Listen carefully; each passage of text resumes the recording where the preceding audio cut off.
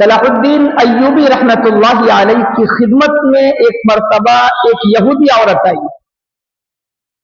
صلاح الدین ایوبی رحمت اللہ علیہ جو فاتح بیت المقدس ہے ان کے پاس وہ عورت آئی اور کہنے لگی کہ میرا ریسرچ اس وقت اسلام پر چل رہا ہے اور میں نے اسلام کے اندر جو چیز بھی تلاش کی ہے اور اسلام کے اندر جو چیز ملی ہے ہر ایک چیز کی دلیل بھی ہمیں مل گئی ہے. ہر ایک چیز کی دلیل ملی ہے اور میں اسلام سے اتنا زیادہ متاثر ہوں, بس اسلام کو قبول کرنے کے لیے آمادہ اور تیار ہوں. اسلام قبول کرنے سے صرف اور صرف ایک چیز ہم کو روکے ہوئے ہے, وہ یہ ہے کہ اسلام کے اندر قرآن کے اندر خنزیر کو یعنی سور کو حرام قرار دیا گیا ہے, لیکن اس کے حرام ہونے کی کوئی دلیل قرآن نے بیان نہیں کی. تو میری یہ بات سمجھ میں نہیں آ رہی کہ اسلام میں خنزیر کو حرام کیوں قرار دیا گیا.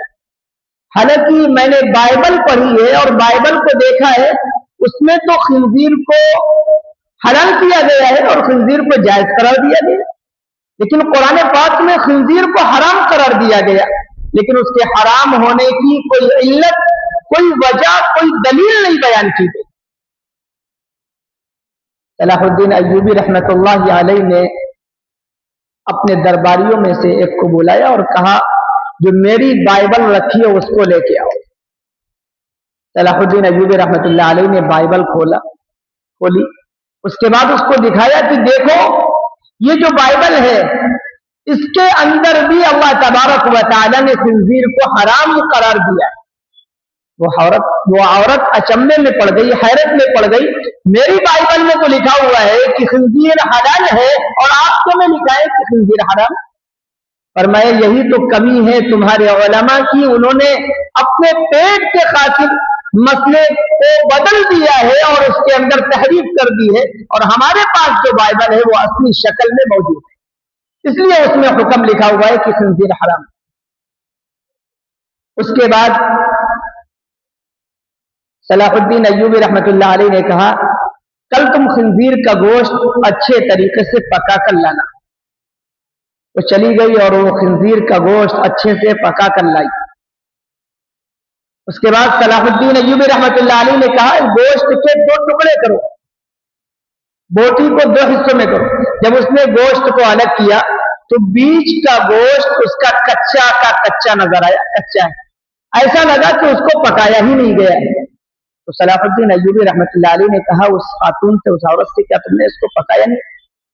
تو اس نے کہا ہم نے بہت قاعدے سے اچھے طریقے سے پکایا.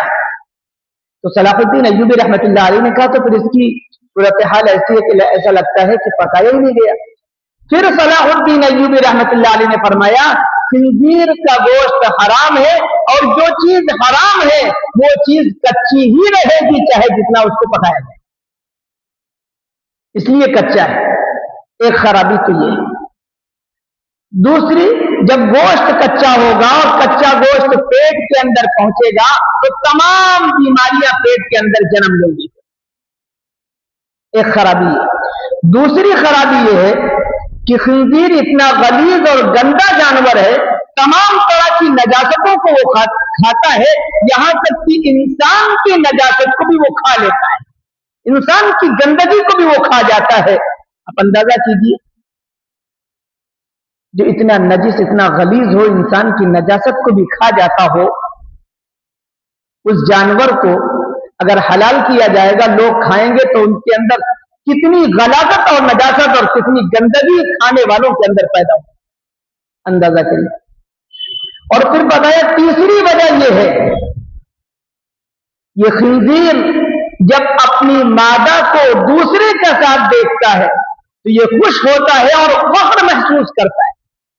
حالانکہ پورا معاشرہ اس طرح ہے کہ کوئی بھی اپنی مادہ کو غیر کے ساتھ دیکھنا اچھا نہیں سمجھتا, برداشت نہیں کر پاتا, اور یہ اپنی مادہ کو دوسرے کے ساتھ دیکھتا ہے تو فخر محسوس کرتا ہے اور خوش ہوتا ہے. تو آپ اندازہ لگائیے جو لوگ خنزیر کا گوشت کھائیں گے, سور کو کھائیں گے, تو جب ان کے پیٹ میں وہ گوشت پہنچے گا تو وہی فحاشی, وہی عریانیت, वही नंगापन उनके अंदर पैदा होगा। आज आप देखिए, जो कौमें खिंजीर को खाती हैं, उसका गोश्त खाती हैं, उनके अंदर उर्यानियत, फहाशी, नंगापन मौजूद है।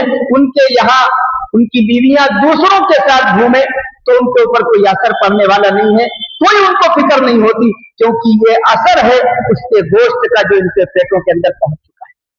इतना सुनना था, वो खातून कहने लगी सलाहुद्दीन अय्यूबी रहमतुल्लाह अलैहि से कि तुम ही हमें कलमा पढ़ा दो, अशहदु अल्ला इलाहा इल्लल्लाह व अशहदु अन्ना मुहम्मदन अब्दुहु व रसूलुहु। तो मेरे नौजवानों, जब इस्लाम का मुताला इस नजरिए से किया जाएगा, खूबियों के साथ किया जाएगा, तो अल्लाह तबारक व तआला कभी कभी ऐसे लोगों को भी इस्लाम की तौफीक अता फरमा देते हैं जो इस्लाम के कट्टर दुश्मन होते हैं।